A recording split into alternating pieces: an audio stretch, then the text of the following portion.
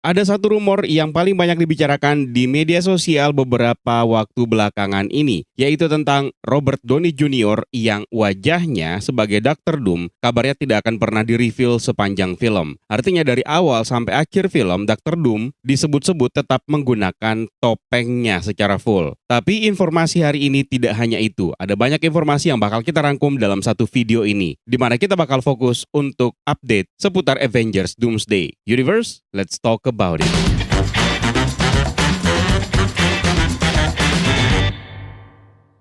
Kita berhasil mengumpulkan banyak banget informasi scoop yang muncul hari ini dan 2 hari belakangan ini. Ada satu hal yang kelihatan jelas, yaitu pendekatan yang dilakukan kepada Dr. Doom dalam film Avengers Doomsday nanti, yang kelihatannya sengaja dibuat sangat-sangat misterius. Nah, seperti yang saya bilang di awal tadi, rumor yang paling ramai dibicarakan adalah wajah Dr. Doom yang disebut-sebut tidak akan di-reveal di sepanjang film. Kalau rumor ini benar, itu merupakan sebuah keputusan yang sangat besar yang diambil oleh Marvel Studios. Karena secara historis, MCU hampir selalu mengandalkan reveal wajah sebagai payoff emosionalnya. Tapi di sini justru sebaliknya, mereka menahan hal tersebut. Masih terkait dengan desain, armor Dr. Doom juga disebut-sebut bukan sekedar armor tempur, tapi berfungsi sebagai life support system, lebih dekat seperti dalam versi komik klasiknya. Dan itu penting karena secara naratif artinya Dr. Doom bukan hanya sekedar figur yang kuat, tapi figur yang hidup di dalam mesin melalui armor tersebut. Tentu saja ini akan membuatnya dibanding-bandingkan dengan Tony Stark, karena secara fungsi dasar memang ada kemiripan. Tony Stark pernah menciptakan armor untuk menyelamatkan hidupnya melalui arc reactor yang dia ciptakan. Tapi arah karakter keduanya berbeda. Tony Stark menggunakan teknologi itu sebagai cara untuk keluar dari situasi yang mengancam hidupnya. Lalu seiring berjalannya waktu, dia semakin lepas dari ketergantungan kepada mesin tersebut. Sementara Dr. Doom justru bergerak ke arah sebaliknya. Armor bukan sekedar alat untuk bertahan hidup, tapi sesuatu yang semakin menyatu dengan dirinya dan membentuk identitasnya. Karena itu, kalau rumor armor life support ini benar, pendekatan ini terasa seperti cara untuk menegaskan bahwa Dr. Doom bukan sekedar versi lain dari Tony Stark. Keduanya sama-sama jenius dan sama-sama menggunakan armor, tapi perjalanan mereka berlawanan. Tony Stark menggunakan mesin untuk menyelamatkan dirinya, sementara Dr. Doom hidup dalam mesin itu sampai dia hampir tidak lagi terlihat sebagai manusia.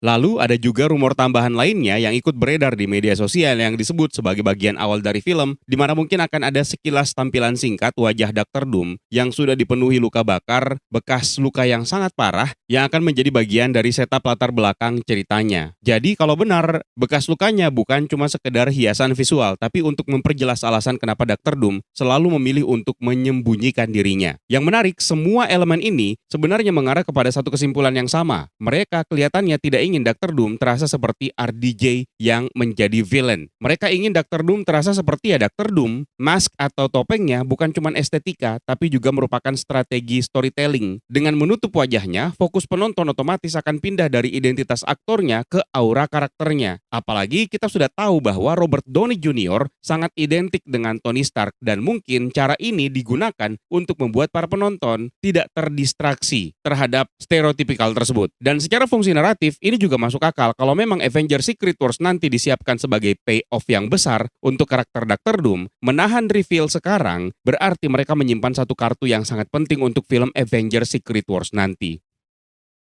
Selain itu, yang paling menarik lagi yang beredar di media sosial adalah Dr. Doom yang akan digambarkan sebagai figur yang tertutup dan misterius, namun dia tidak bergerak sendirian. Rumor yang paling sering muncul adalah sosok tangan kanan Dr. Doom yang sebenarnya sudah pernah kita bahas di video sebelumnya. Jadi Dr. Doom akan punya sosok tangan kanan di mana dia adalah seorang penyihir yang disebut-sebut selalu berada di sisinya. Detail yang beredar cukup spesifik di mana penyihir tersebut memakai sling ring, memakai masker bergaya Dr. Doom, dan mask atau topengnya tersebut bahkan memiliki slot di dahi yang mengingatkan kita kepada third eye atau mata ketiga. Artinya, si sorcerer ini yang menjadi tangan kanannya Dr. Doom memiliki mata ketiga. Tentu saja, detail terbaru ini akan membuat kita mengaitkannya dengan Doctor Strange. Karena seperti yang kita tahu dalam adegan post-credit scene film Doctor Strange in the Multiverse of Madness, ketika Doctor Strange ditemui oleh Clea, Doctor Strange sudah memiliki mata ketiganya. Implikasinya sangat besar besar. Karena itu artinya Dr. Doom bukan cuma punya teknologi dan juga strategi, tapi juga punya akses langsung kepada kekuatan sihir tingkat tinggi. Tapi yang paling menarik, yang tidak kita bahas di video sebelumnya, rumor ini melebar ke struktur yang jauh lebih besar, di mana disebut-sebut Dr. Doom tidak hanya punya satu tangan kanan saja, tapi dia punya lingkaran kekuasaan yang jauh lebih luas. Sering disebut sebagai kelompok followers yang terdiri dari figur-figur kuat dari berbagai sisi multiverse. Nama yang paling sering muncul dalam rumor ini adalah Wanda Maximoff alias Scarlet Witch. Kemudian ada Clea, sosok shapeshifter yang disebut bisa mengambil bentuk Peggy Carter, di mana di video sebelumnya kita sempat membahas bahwa My Time to Shine Hello merilis cast announcement untuk aktor-aktor yang sudah ikut syuting di tahun lalu untuk film Avengers Doomsday, di mana salah satunya adalah Hayley Atwell yang ikut berperan sebagai Peggy Carter, namun Peggy Carter di sini adalah pengikutnya Dr. Doom. Dan mungkin dia sebenarnya adalah Clea. Serta ada versi Hulk yang disebut-sebut lebih brutal daripada biasanya, yang ikut bergabung dalam kelompok followers ini. Rumor lain bahkan menyebutkan kalau Dr. Doom punya semacam Black Order versi dirinya sendiri. Bukan dalam artian literal sama seperti Thanos, tapi punya jaringan penyihir dan figur kuat yang berada di bawah kendalinya. Kalau dilihat sebagai satu kesatuan, semua rumor ini mengarah kepada gambaran yang sama, di mana Dr. Doom diposisikan bukan hanya sebagai villain yang kuat, tapi sebagai pusat dari semua kekuatan. Secara naratif, pendekatan ini masuk akal. Kalau ancaman di Avengers Doomsday memang dibangun sebagai konflik skala multiverse, maka dengan memberikan Dr. Doom lingkaran kekuasaan akan membuat skalanya bakal terasa lebih besar. Dan sekarang kita beralih ke rumor yang paling menarik.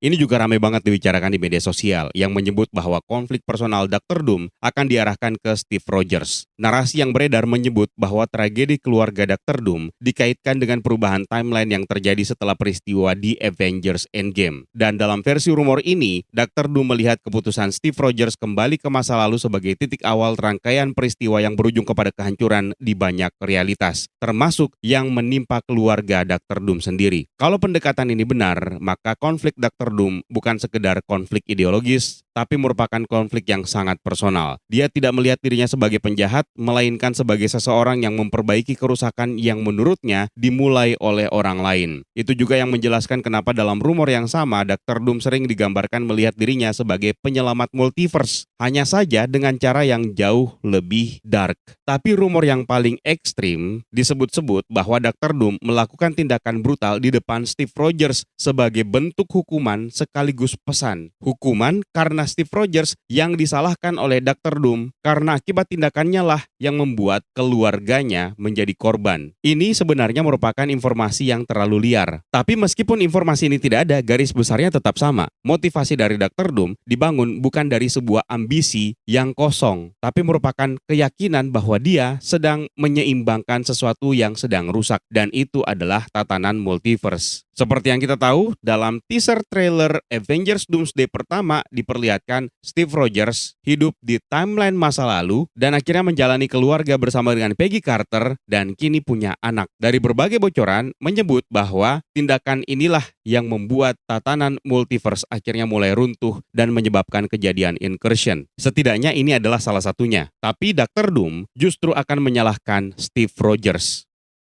Yang jelas, konflik di Avengers Doomsday nanti adalah sebuah peristiwa yang akan mengubah struktur multiverse itu sendiri. Teori yang paling sering muncul tentu saja yang menyebutkan bahwa pada akhirnya Dr. Doom akan mengambil kendali atas situasi multiverse yang sebelumnya dijaga oleh Loki. Seperti yang terlihat dalam ending series Loki season kedua. Versi yang beredar menggambarkan Dr. Doom bukan cuma memanfaatkan kekacauan yang sudah ada, tapi mendorongnya lebih jauh dan akhirnya memicu incursion dengan skala besar yang membuat batas antar realitas mulai runtuh satu persatu. Dari situlah rumor yang berkembang ke arah yang jauh lebih luas, yang disebut sebagai puncak konflik dari film Avengers Doomsday nanti, yang akan melibatkan penggabungan timeline dalam skala yang cukup besar. Bukan sekedar dua realitas yang saling bertabrakan, tapi ada banyak banget realitas yang saling bertabrakan. Dan proses itulah yang disebut-sebut menjadi fondasi menuju terbentuknya Battle World. Tapi sayangnya tidak sama seperti dalam komiknya. Battle World di MCU tidak akan berbentuk membentuk planet baru, tapi muncul dalam sebuah ruang kosong yang sudah kita kenali melalui series Loki dan juga dalam film Deadpool and Wolverine, yaitu The Void. Kalau pola ini benar, maka struktur ceritanya memang terasa familiar. Banyak yang melihat kemiripan dengan Avengers Infinity War, dalam artian bukan dari detail ceritanya, tapi dari posisinya sebagai babak pertama konflik yang lebih besar. Dalam framing ini, Avengers Doomsday bukan klimaks, tapi tahap di mana ancaman benar-benar menang dan dunia berubah total sebelum akhirnya dilanjutkan kepada payoff yang lebih besar dalam film Avengers Secret Wars nanti. Sebenarnya cukup masuk akal kalau akhirnya The Void yang akan dijadikan sebagai Battle World versi MCU. Kenapa? Karena ada satu unsur atau ada satu elemen yang dalam komik Secret Wars itu adalah sebuah elemen yang sangat penting, dan dia adalah Beyonders.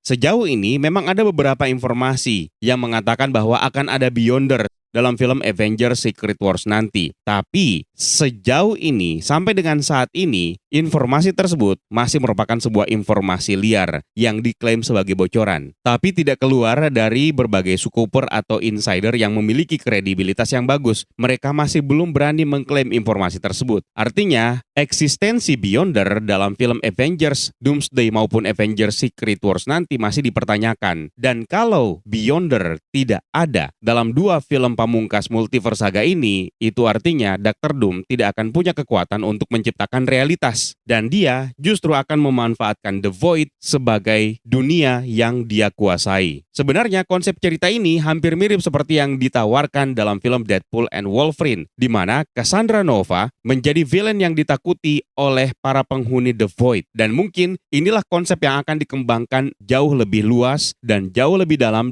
film Avengers Secret Wars nanti.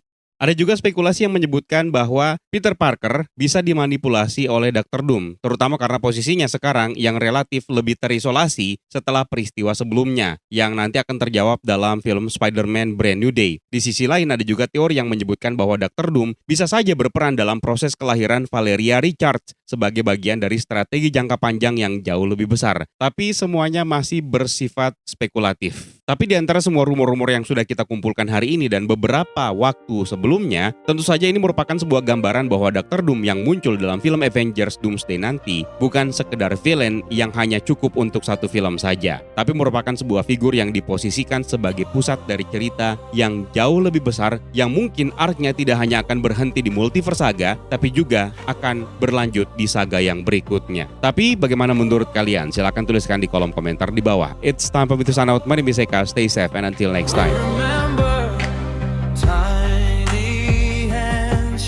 On the TV globe, names and numbers like they're just a row.